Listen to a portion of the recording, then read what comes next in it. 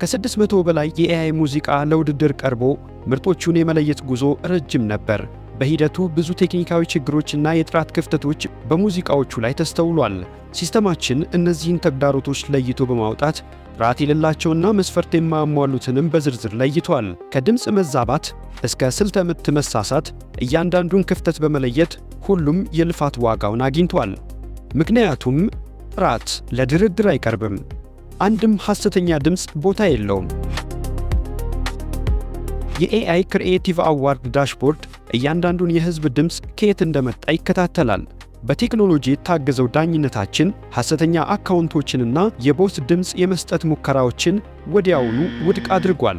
በዚህ መንገድ እስካሁን 20 ሙዚቃዎች ተለይተዋል። 3ቱ ደግሞ የመጨረሻው ምዕራፍ አሸናፊ በመሆን የ1 ሚሊዮን ብሩን ሽልማት እንደየደረጃቸው ይጋራሉ። በዚህ ውድድር የሚያሸንፈው እውነተኛ የኤአይ ጥበብ ብቻ ነው።